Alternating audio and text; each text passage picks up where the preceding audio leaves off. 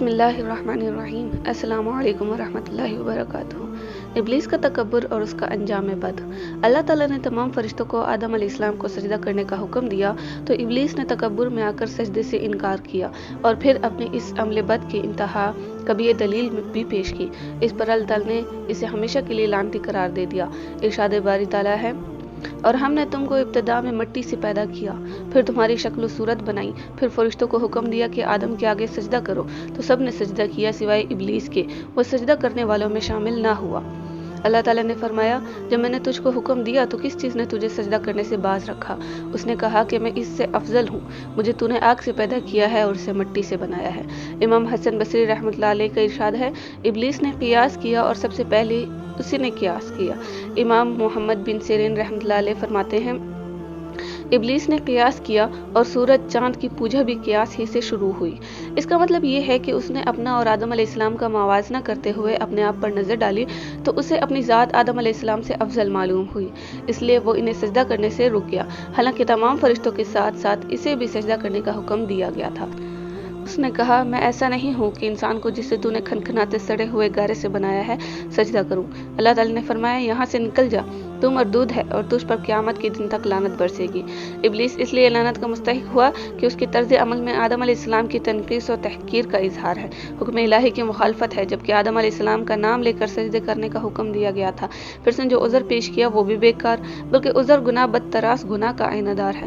اللہ تعالیٰ نے سورہ بنی اسرائیل میں اس کا تذکرہ یوں فرمایا ہے، اور جب ہم نے فرشتوں سے کہا کہ آدم کو سجدہ کرو تو سب نے سجدہ کیا مگر ابلیس نے نہ کیا، کہنے لگا، بھلا میں ایسے شخص کو سجدہ کروں جسے تو نے مٹی سے پیدا کیا ہے؟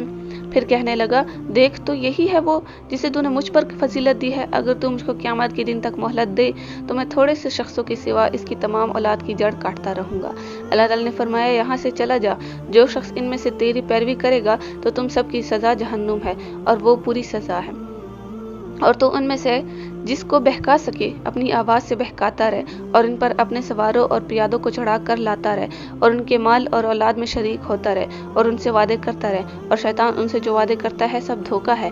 جو میرے مخلص بندے ہیں ان پر تیرا کچھ زور نہیں، اور اے پیغمبر تمہارا پروردگار کارساز کافی ہے۔ ابلیس کی انسان سے دشمنی۔ اللہ تعالیٰ نے بنی نوع انسان کو ابلیس کی دشمنی اور اس کے انجام بد سے ڈرایا ہے، جیسا کہ ارشاد باری تعالیٰ ہے، اور جب ہم نے فرشتوں کو حکم دیا کہ آدم کو سجدہ کرو تو سب نے سجدہ کیا مگر ابلیس نے نہ کیا، وہ جنات میں سے تھا تو اپنے پروردگار کے حکم سے باہر ہو گیا۔ کیا تم اس کو اور اس کی اولاد کو میرے سوا دوست بناتے ہو؟ یعنی وہ جان بوجھ کر اللہ کی اطاعت سے نکل گیا اور اس نے تکبر کی بنا پر اللہ کے حکم کی تعمیل سے انکار کیا۔ یہ اس کی ناپاک فطرت تھی جس نے اسے دھوکہ دیا، کیونکہ وہ آگ سے پیدا کیا گیا تھا۔ حضرت عائشہ رضی اللہ تعالیٰ عنہ سے روایت ہے کہ رسول اللہ صلی اللہ علیہ وآلہ وسلم نے فرمایا، فرشتے نور سے پیدا کیے گئے ہیں جن آگ کے شعلے سے پیدا کیے گئے، اور آدم علیہ السلام اس چیز مٹی سے پیدا کیے گئے جو تمہیں بتا دی گئی ہے۔ حضرت حسن بصری رحمۃ اللہ علیہ نے فرمایا، ابلیس ایک لحظہ بھر بھی فرشتہ نہیں رہا۔ حضرت ابن عباس رضی اللہ تعالیٰ عنہ کہتے ہیں، ابلیس زمین کے ان فرشتوں میں سے تھا جنہیں جن کہا جاتا تھا اور علم و عبادت میں ان سب سے بڑھ کر تھا، اور اس کا نام عزازیل تھا۔ ابلیس کا اعلان جنگ۔ سورہ اعراف میں ارشاد باری تعالیٰ ہے، پھر شیطان نے کہا کہ مجھے تو نے ملعون کیا ہی ہے، میں بھی تیرے سیدھے راستے پر ان کو گمراہ کرنے کے لیے بیٹھوں گا، پھر ان کے آگے سے اور پیچھے سے اور دائیں سے اور بائیں سے غرض ہر طرف سے آؤں گا اور ان کی راہ ماروں گا، اور تو ان میں سے اکثر کو شکر گزار نہیں پائے گا۔ یعنی کہ اے اللہ، چونکہ تو نے مجھے گمراہ کیا ہے اس لیے میں بھی انہیں گمراہ کرنے کے لیے ہر جگہ گھات لگا کر بیٹھوں گا اور انہیں گمراہ کرنے کے لیے ہر طرف سے آؤں گا۔ خوش نصیب وہی ہے جو اس کی مخالفت کرے، اور سراسر بد نصیب وہ ہے جو اس کی بات مان لے۔ رسول اللہ صلی اللہ علیہ وآلہ وسلم نے فرمایا، شیطان انسان کے ہر راستے پر گمراہ کرنے کے لیے بیٹھا ہوا ہے۔ ابلیس کی جلاوطنی۔